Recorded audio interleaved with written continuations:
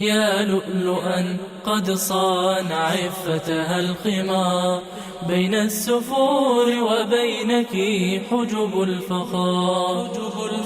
يا لؤلؤا زاد العفاف بريقها، وهدى الكتاب يظلها ظل المحار. أنت كمثل البدر يبرق نوره، رغم السحائب دونه مثل الستار. أنت كمثل النجم في لمعانه، رغم الظلام يلفه لف السوار. من كان مثلك لا يعاب حياؤها، وهل الشموس تعاب في وضح النهار؟ يرمون بالقول القبيح حياءك، ويرون في إيمانك جهلا وعار. يا لؤلؤا قد صان عفتها الخمار، بين السفور وبينك حجب الفخار. يا لؤلؤا زاد العفاف بريقها، وهدى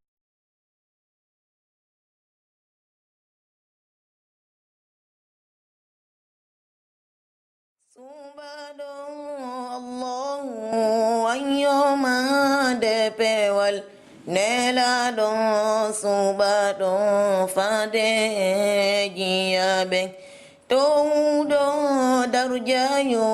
hodere jerere tefano tagore den nyande dangal Allahu antoyi hombo burmanyenyal awoni subado ayomo jopewal midi mayone lado Allah giggol gollati eberde haekala teral subado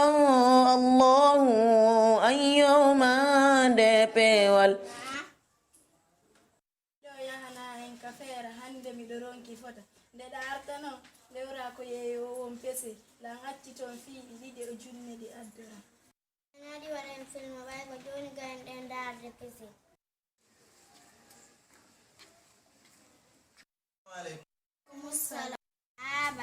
Baba ande bappan samba e kawan ceerno ɓe ñallu fiji gollido ɓe sonki yaaɓe piyen ɓe fotendir wundo diriya sami feƴƴa mi sikkuɓe fu salli dow angal hay suuma e gasal taw min ronkay ɓuri kamen feƴƴinira tan ɓe fusingal tonnoɗa ɓe fusili dow angal allah darde pese ka suuma ceerno samba areɗo adduma ange o fijude lido ɓe ganimo o moni o piiti lido wangal fu maya watta hilaye o moƴƴa yande ay goto fijidata e makko lido si wona o wujje aynami ko ceerno mo matoni hey fermi mi lanjete joni. assalamu aleykum. Waaleykum salam. ene gore honnuge sonkon wonnande ɗo an kadi ɗa fiddide ko ɓe layi fu ɓe ɗo ɗiɗo fusali men lido angal kamen feƴƴinirayno kontan ka suumaye ɗo honɗum onon ala ko feƴƴiniron tan ka suumaye ɗo si wona fijugol lido minen sinaka lido hara meɗen ka Facebook. subhanallah hara on tal qur'anu woni nelaɗo no maki sallallahu alayhi wa sallam man lam yada qawla zur wal amala bih wal jahl falaysa lillahi hajatun fi an yada ta'amahu wa sarabahu kala maccali wolugol fenade gollitirgol fenade e puyda ara allah ala haaja e ko acci ñamgol makko e yargol makko.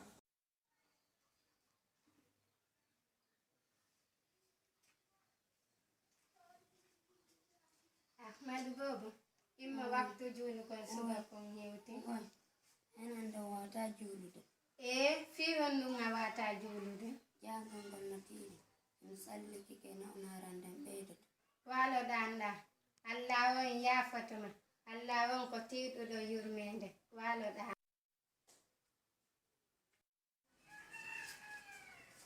ene jaja ahmad imma kita waktu subako yeni ahmadu ino nawni jangol ngol no tiiɗi fota o wata salligade sabu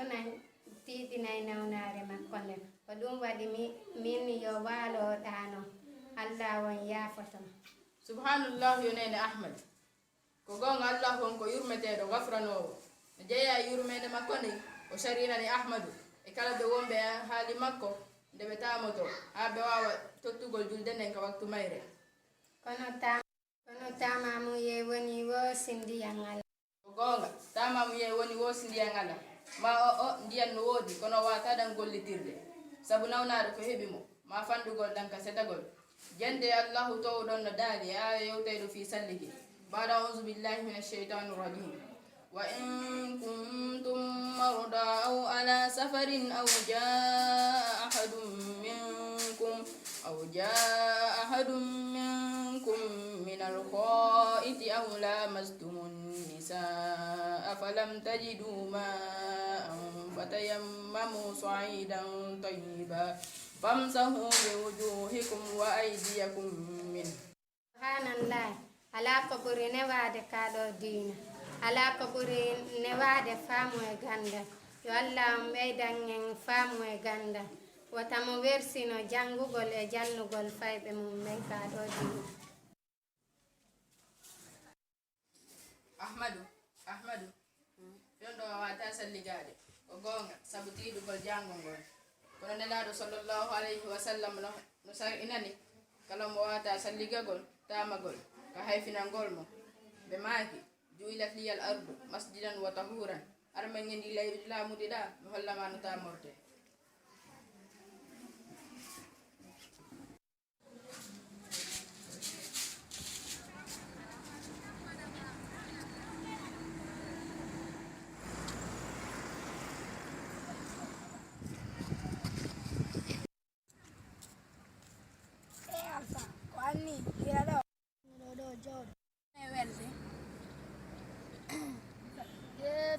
Fusala welde nani awdu woni waylindira joni aya noddata lan téléphone afalama wedditade yam kako wonno waɗi ndara ko gonga ma wedditike ma moƴƴa kono ta sikko hakkillo ngala ma o téléphone o majjirimi numéro janni fo perdi ko ɗum haadi mi noddama ɗum fo ko gonga numéro an on majjirima ko seede hiɗa haaja ayam siɗa ajanoyan hiɗa andi kamen hiɗa wono yawde kamen andinaran téléphone ma on no majji ma ko ɗum ɗo waɗi ka ko gonga ma mi fayi yafolan nan si tawi noon a heeɓi jiwgo wata suuɗa tawa awilan wawlande min kadi mi ɗaɓɓa sukago wayna an tun namin tun Fatima tawolu ɗum sina ɗum haraya ma penilan sabu min ko an tu woni ka ɓerndem sabu a hollalilan ɗum awa joni ko onno mi jaratan fama miɗo hiɗuma ka ɓerndem ko ɗum tun umpaɗa hihi ko ɗum mi fala ya wolana a wona ko satte tawi ko gonga eɗa yiɗi lan janggo e 15 heures miɗo sabbima kamen ñalle Fatima mi yaka mon baben ma jaɓay ɗum o falala yaltinde bisaw sikkuɗa ko honnum baben a waɗayma ko ñande mi tawi ɓe to wo on tuma laaɓanenan bosko ɓe huwatanmi ko a wawiɗa feetugoy mi yaha mi tawa toon baben ma mi yiya ɓe gonan wiyaka ka amen aɗɗa fiya ngadduma hiɗa hooligoy hara mi suuse fewtude baben ma wowlana ɓe ɗum a inne hara ko dewgal wondi en min ɗum a falaka yawde kamen ɗum baben an harata goto yogoto an ala kadi komi wiɓe o ko ɗum ɓe waɗata awa joni jonnan numéro ma o samedi mi noddete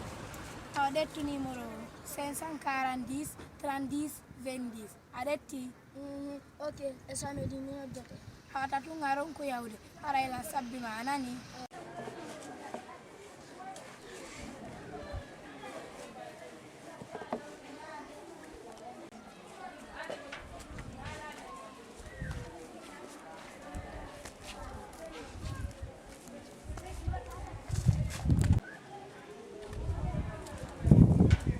Assalamu alaikum. Wa alaikum assalam. Fatima tira jodi ɗo fowti Hihi nan jodi ɗo fowti nan fuɗɗi huppugol hay mi gaynali fado mi addane jullere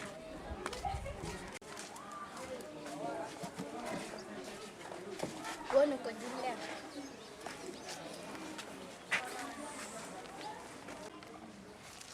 gore nan heɓi ɗo ande nden no aaninimi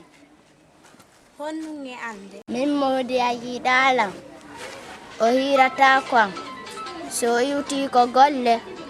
o yalti ma ɗum o ƴetta téléphone on o yewta ko Facebook ɗum ko buy mettatala sagan ko mi lancu téléphone on o lancala e gore ɗum koye ma woni karamo ko diyan ñollan no hoɗi takko ma har yahaɗon o jonnama talkuru ko haɓɓa ma bini hun ndiyan ko lootoɗa welda e moodi ma o wannama kala ko faalaɗa e gore min mi waɗata ɗum mi welda e moodi am mi haɓida e Allah tintini noon himo daali ka deftere makko qul innama umirtu an a'budallaha wala ushriku bihi shay'a siɗa mari ko wasiyotoɗalan haalanalan kono shirkon mi waɗata gore a jarama joni mi yeehi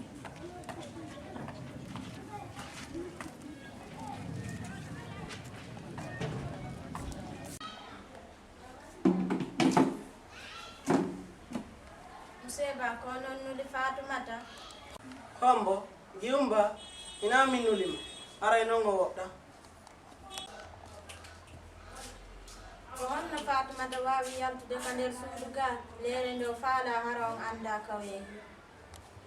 moodi hiɗa fiddi terto o bobo so yalti kere ɗum ko goɗɗum awa ɗum ko sonja o ko bobo ni hunde ala ko andi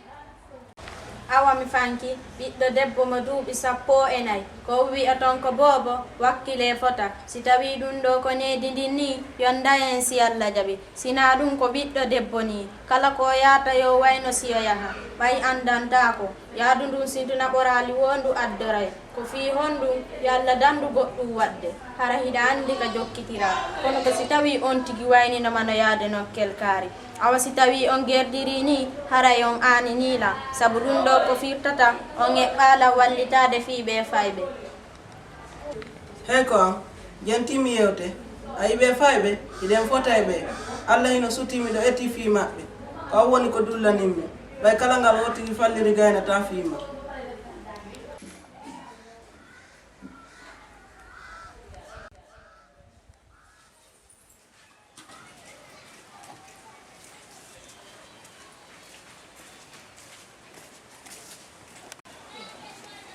السلام عليكم ورحمة الله وبركاته. وعليكم السلام ورحمة الله وبركاته. Kutoama dong ngerti, kanala tong hombar moyang. Wajahnya liga. Wajang tung adres aku ni jalan.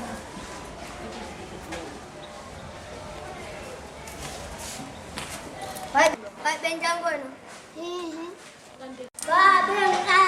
Babeng arti. Salimat kanala. Jantung. Onjang gunonde. Ono jang gunonde. Menjang guna Quran, Tauhid, Anasid pula. Jangi anasi dominana. Uri janggeng item majere mojangga ande no ani. Doro deng Allah yo flaunu eng elawal bembe onemi. Nelado nem Muhammadu kurinyenti nemuka golleme. Masya Allah, Masya Allah. Ini lo kanje. Anjaram albarka ya Allah yo bonkomo. Amin. babe menen kadi on to kadoji amen ɗi Onong hido andi kadoji monin ko wowi kala mo ngadi do hunjare suratu sitari keswo kanko wala to ko yito tende nyande. Awa. Minga totam. Alhande ndare. Anon nene hajja mido weltor ma fota sabuda to piti no men jangira do to ka soduga yalla wadu barke ma ngi bidda ma be wala banto be din Islam. Komenen hani on jarnude. Bayilo yobande men kala kolno men jangde. Ido rerdina men no men rewtoro. On jarama fota. Fata Allah bonnu yangi mum. Yo Allah wadan on jotti aljanna. Ummawa. na Gabani ben diam dambe fewmo. Hani bannana be nafakka.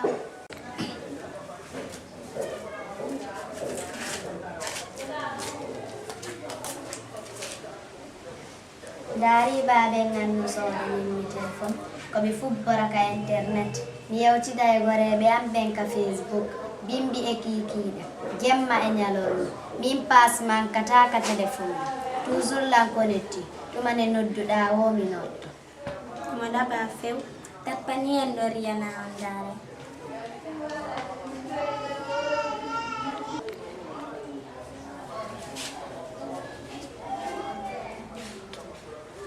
diri to goɗɗo ƴetta e tun téléphone dara ɗon e yurnagol oɗon koye pay ko yonne aki joni kera faala kami dara sirima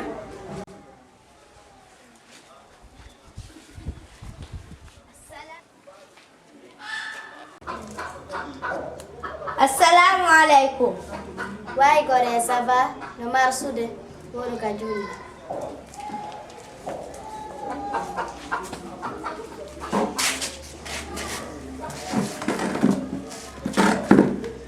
maramaso ha joni a sanzali ngu jikkuma goɗɗo wiyete assalamu aleykum innamo ça va ene ko homboni ko gorejo ammo mi janngitata ka école mi nanali filliti ko gorejo magol wiiɗa onon ko fi honnuwa an ɗon ni hiɗo waytuwa ko ɗani on anda hay fuskoni feƴƴude aduna ko fi honɗum wiyanɗa ɗum bon paske mi yata wonde iɗon watto pantalon ma ko nanditete e bodi zippu iɗon naati tun eɗe yudininaje mo onon on guletake ka ɗum wura subhanallahi allahu akbar e gore mi sikkano si faɗi konnguri yalta e ka hunduko ma si ɗe tiggaje no wuli minen ko allah ene laaɗo men ɗofti qala ta'ala a'udhu billahi min alcheytani rrajim qul naru jahannama ashaddu harran law kanu yafqahun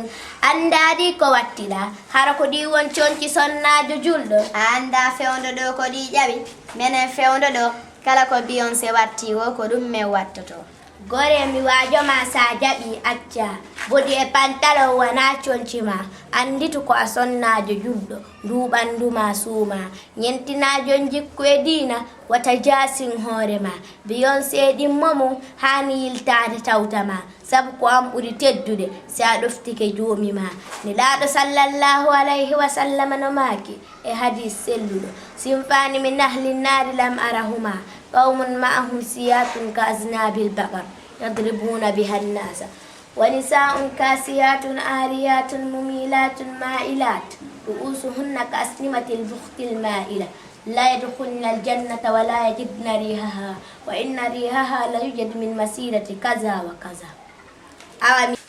awami yehi ko ɗum ɗo mi arno yetagol awa jarama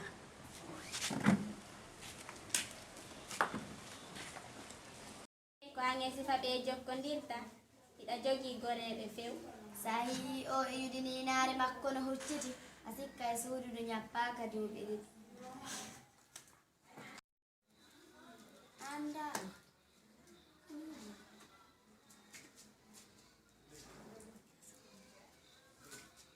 e onon kadi andite koye lewru suumaye wonden baraji ɗin koko sowete bakkatuji ɗin tiiɗine ñoore baddi koko allah harmini si tawi on tiggotako ɗe tiggaje suulon ɓandu mon ɗum waton aybimɓe nelaɗo sallllahu alayhi wa sallama no maaki min husni islamil mar'i tarkuhu ma la ya'nihi hay tigaje ɗen no suumi naafile munneje si tawi no a jokkuno ko janngata selame harayno a moƴƴini awa mi fanki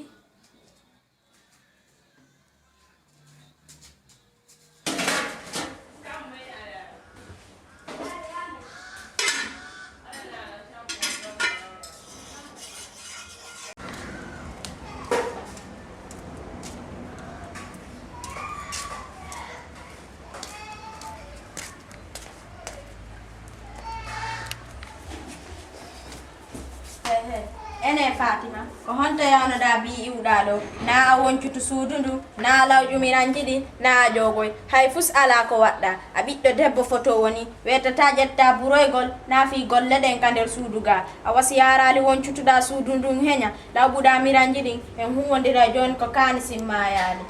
mi gaynata soñjaji mon ɗin hankin komi wonciti suudu ndum mi fitti mi lawƴi hande ko tuuru mon siɗon faala woncite ma accon ɗon komin wonda jabade ɗum koyen gore ka komin faalaɗa wadde sinama ka nder suudu ga mi gayni wowlude goy sina ɗum ko onon andi tan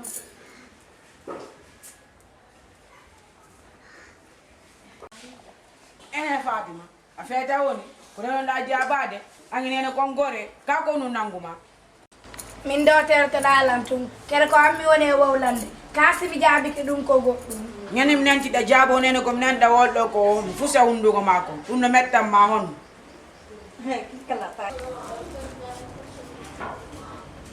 he ko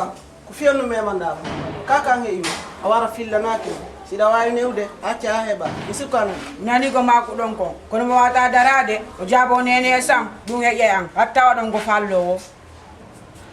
ane ko mi wonɗa jabade ɗum awa sabbolam ya wota dara ɗo ha ɓe tawa maɗo ɓay hiɗa andi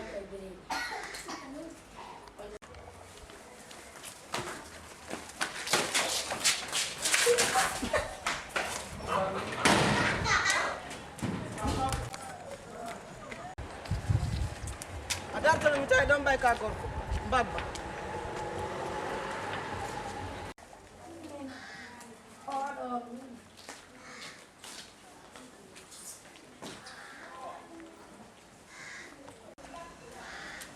nanoma waɗi o nene ma o wonma e jawndeya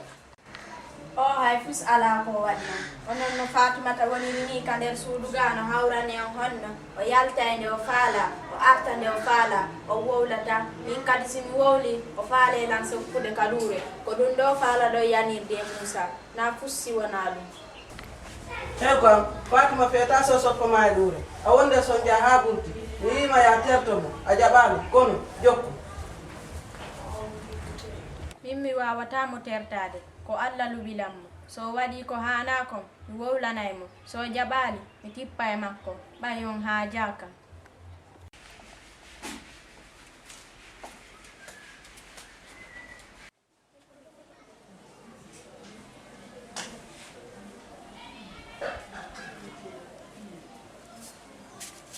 Nenek dong Fauci đâu.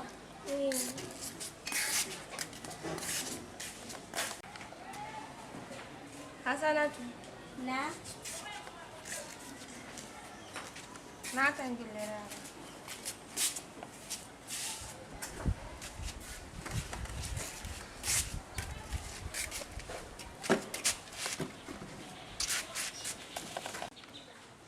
Hasanatu ila andi joni an jandi hananima nde yoɓotoɗa hersa wona herso Nene kere min wonami joma hersa. hasha lillahi yo Allah dandumi ferade ma ko ala e ma miɗo andi noon ka jon hersa ko a neyiraɗo diina miɗo yetti Allah buyi e dow ɗum noon o woni komi fandi ko hersa kan ka ɓornateeri ɓornoɗa ko yotti si a waɗi ɗum haɗa hersa ma kan timmi on tuma jeeyɗa e ɓen malaɓe aduna e lawara sabu conci ɗi wacciɗa ɗin fewdo ɗo wona ɗi woni conci islamu tigui Allah no yamiri sonnajo wattagol ko yotti Nene ɗi conci ɗi mi watti ɗo wona yottiɗi sabu no yalcitema ɓandu ma ndu ɓuuri yeeso ngon enewe juuɗe ɗen e yiɗi faaɗi kadi kono juɓɓen fewdo ɗo si a wattaki ɗi conci ɓe wiya yafina ka komojo mi yitoɗen seeɗa e fiiɗinɗi wonuɗen e ma boro ko yaltini ɗi ko tawa ɓe anda diina anda ko woni hersa tawa jaɓa hay Allah hino woodi hara hino hanani en jokkugol ɓe sabo tawiɓe ka diina min jentima ko nuraɗo Muhammad sallallahu alayhi wa sallam latattabi'anna sunana man kana qablakum shibran bi shibrin wa zira'an bi zira'in hatta walaw dakalu jahra dabbin latalaktum qalu ya rasulallah alyahuda wan nasara qala faman izan kono somi watti kadi jilbabuji komi hammi wo hara hiɗe ndaranmi ɓe jala hara miɗo hersidi e majji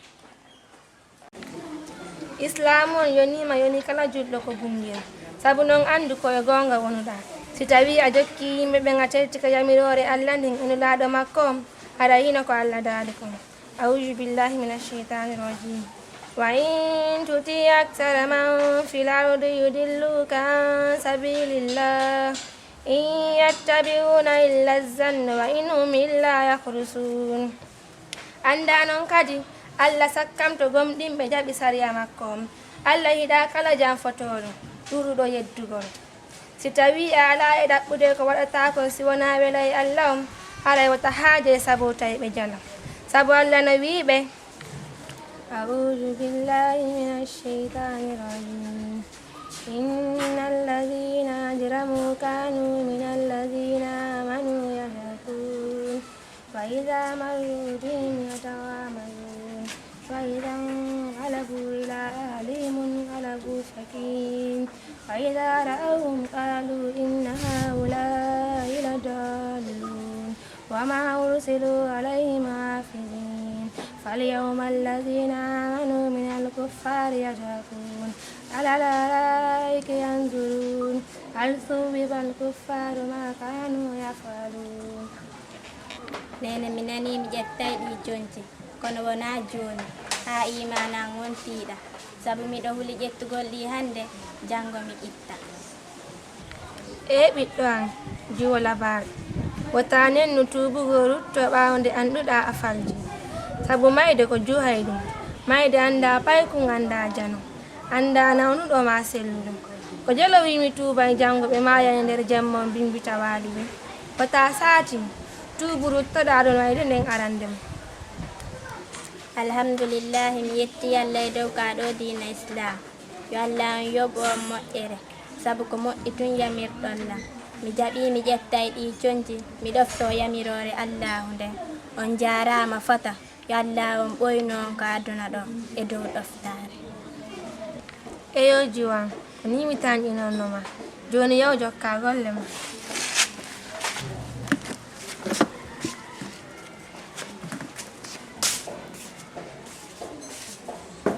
Assalamu alaikum. Wa alaikumussalam. Bismillah wonuga.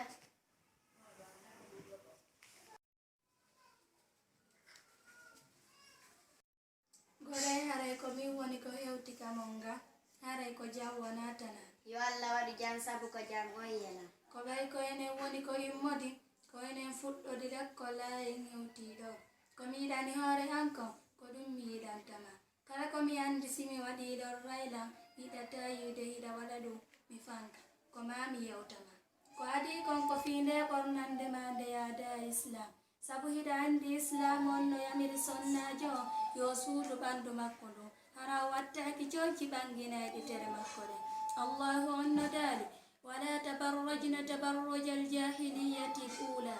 woton cuɗor cuɗareji majjum keɓe aramɓe ɓe hiɗa ɓunɗum suɓo wondiɓe moƴƴuɓe ɓe yadata sabu mo suɓali o sannata allahu on no daali واصبر نفسك مع الذين يدعون ربهم بالغداة والعشي يريدون وجهه moƴƴi wonki makinka wondugol faade ɓen noddayɓe Allah jemma e ñalorma sabu ko ɗon moƴƴereji ɗum woni allahu nelaɗo sallllahu alayhi wa sallam no maaki e hadisi selluɗo mathalul jalisi salih wa jalisi su'i ka hamilil miski wa nafikhil kiri e biide misal jooɗodiɗo moƴƴo e jooɗodiɗo bonɗo no waywa yeeyowo labundeji fo wujuɗi yeeyowo labunde on imma sooda e makko maɗum ngokkarama maɗum heɓa e makko bargol urugol wifowo biwɗi ɗin imma o sunnama jonci ɗin maɗum o hukkama curki luɓuki haray ko ni woni hakkunde wondijo moƴƴo e wondijo bonɗo wondijo moƴƴo on ko nafa tun heɓoto e makko wondijo bonɗo on ko lorra tun e halakuye e nise tammun ɗum ko fi o facebook moƴƴereji noye mum kono boneji wonɗi e mum ɗin ɗi huɓilotako sabu facebook kon no sakki yimɓe ɗuɗuɓe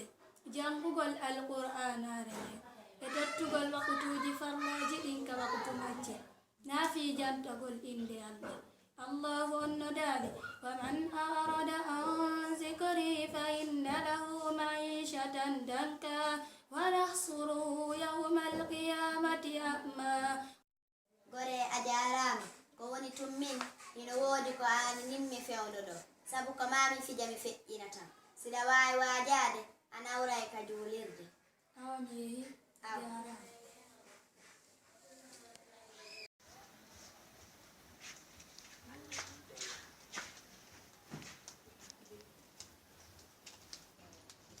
assalamu alaikum. Wa alaikum salam. Bismillah. Monsieur Banwai, bengo na jam.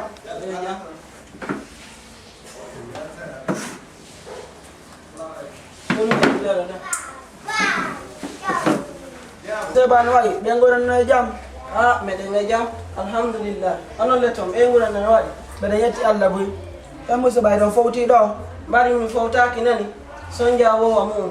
Tawda mi do jori do. Berde wela wallahi. Monsieur Ba ko hono metti ma berde ko fi Aisha o. Aisha on bo bengo ma kanko tigi hakkunde nge Allah o gayni la sonjude nder musudu. Jarno. Jarno. Naam.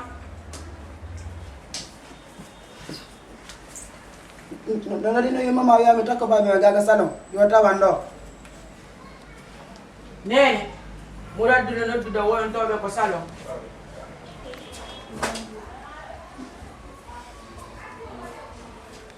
Salamu alaikum. Wa alaikum salam. Modi Abdullahi nala ton Zainabu goye fayɓe. Hiɓe jammi wayrude nane. O ɓenno Zainabu komi yaltata ko kam o ngam woni arde. Ɓayta gaɗo anda fi hoore mum. O wiyanno simi yewtimo yeyatamo mo salminange modima e fayɓe ɓen. Wa alaikum salam. Awa ko tolimo on nani. Ara ko minuddema yaafo ɗon saabu gollem accintinma. Modi Abdullahi ɗum wona hunde illa wo ala e muɗum nani. Hara ko adi ko taw hakkunde e modima o wona komi fillantama koko anduɗa. Nabidal amen ngal koye dow ko alledi yarli kon fenande ala ton. Hara komi tori Allah ko Allah tami timmen e dow ko yiɗi o yarli kon o danda seytan heɓude hakkunde amen. So ɗum yewte ko fi hakkunde ma e modima o wiila o yiɗa sonjimo moƴƴa ɓernde makko wela ko ɗumi tawdemo mum ka o jooɗi ɗo. Mi wi noon ɓe o yewtillam wota mi nemin ɗum imi waɗa hito e ma kisande aran ko Allah woni ɗon itten aɗa ko min dirma inchallah. Modi Abdullahi ɗum wona hunde illa wo ala e muɗum nani. Seba mi landuma anta o sifanalla ko no Aisha on ma e wadde min dey Aisha o no sonjimi moƴƴa sabu yimo fiddi emo fiddani fayɓe ɓen no tentini Fatima susata yaade ni eɗa armo yimmike sonko e ŋerme ko honto Fatima woni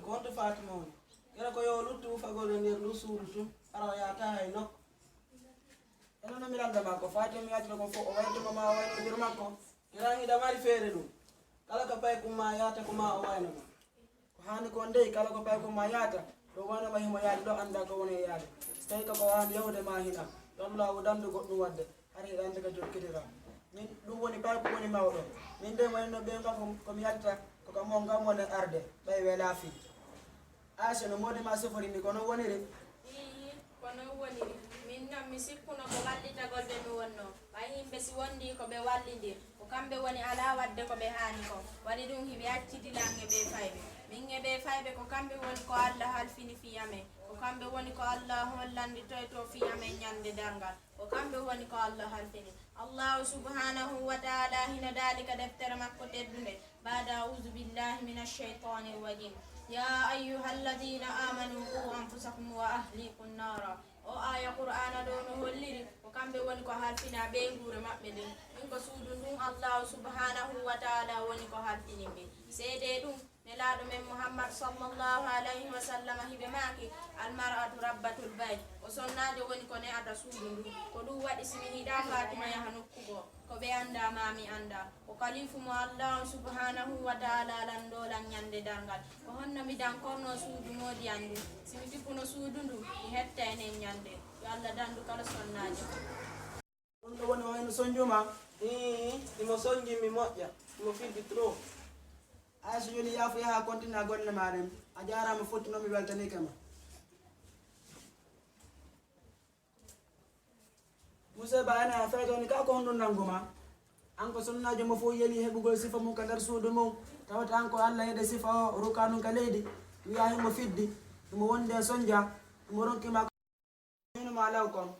nabidal men ngal koye dow ko Allah yiɗi yarli kon fenade ala ton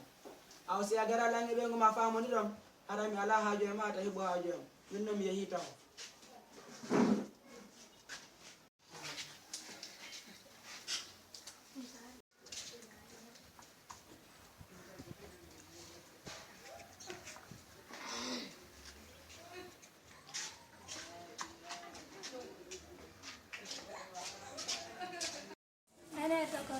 andi joni marama so sukaɓe en ɗaynino mo o welduno e goɗɗo ka Facebook makko o wi jombaymo o ɗaynimo o bonnimo aduna o on ninino nin siri wa yuɓɓitiɗo laɓironki mayde ko noon ɓe way jo kala no hani rentade ɓe sukaɓe sabu ɓe ɗaɓɓete ha ɓe heɓa ko ɓe faala kon ɓe dampiramawa balorde hiɗen hani rentade ɗi sa faali kala wiɗo no faalama wimo yo hiide moɓɓen wata jaɓu waddude makko haala joni komi faala ko yo yawre hono yen ummo hawa yen ka maɓɓenaro en awa mahi harigaɗo aɗo argol islamu sonnajo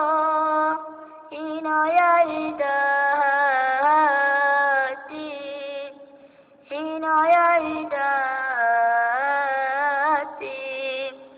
mo jondimo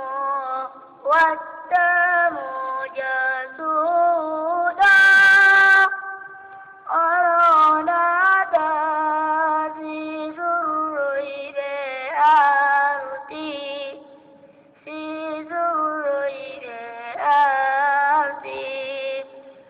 islamu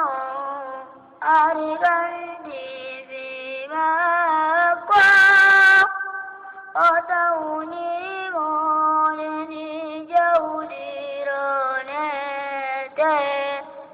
deni jawdironete siyo moƴƴi imo ɓuri jakame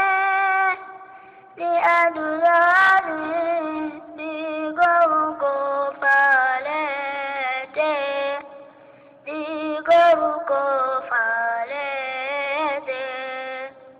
Saritana Allah sabande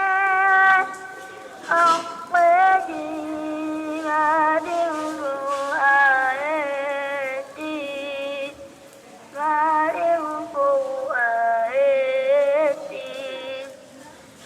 yoditimo dewal edo tare odayaitu kaya tidanyuruti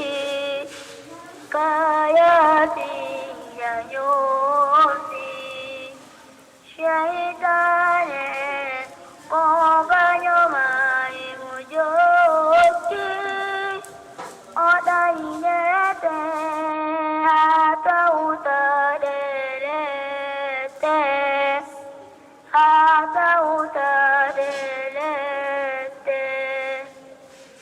watajabu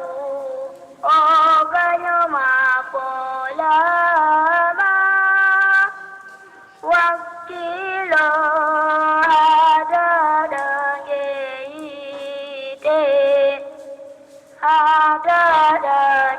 hadadageite. Waalaikumsalam. Wanega.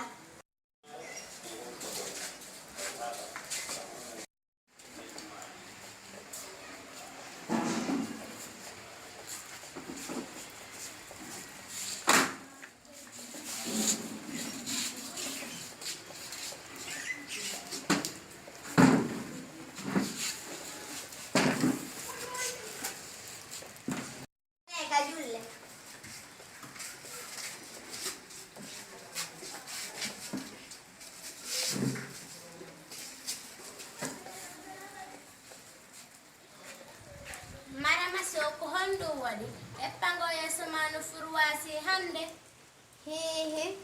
miɗo heɓi ko aaninimmi komi faala hande wo kaadunan ɗo ko yaafuye allahu o tedduɗo mawni adomayde nden arantanmi ma adomi wartade ala ñalande feƴƴayde si wona miɗo hibba gondi miɗo wulla haa fewdo ɗo hay fusmi reena ɓurdan andan hande ko mayde nden ɓuraninmi miɗo yelo mayde kala saari eppa fiyam boni ko hittuno e an ko yeeɗike en baminin si ko honno mi gerdata yeeto lan ko honno mi watta e gore wartoɗa awa ko ko heɓuɗa satti e ma haraɗamdi bone ko wonɗa e wowlude ko hihi ko ma tummi warto gore e waɗudoy hara ɓeydali ande e hoore ande ma nden artir haqqille ma nden andita waɗi bone mawnude e hiɗa faalanon joni yurmede allah nden e hofranede wona ɓeydugol bone hoore ɗum heɓintama yurmede allah nden ɓay min kan sinno hara a jaɓanno langi bilawno harayno hande wonani fewdoka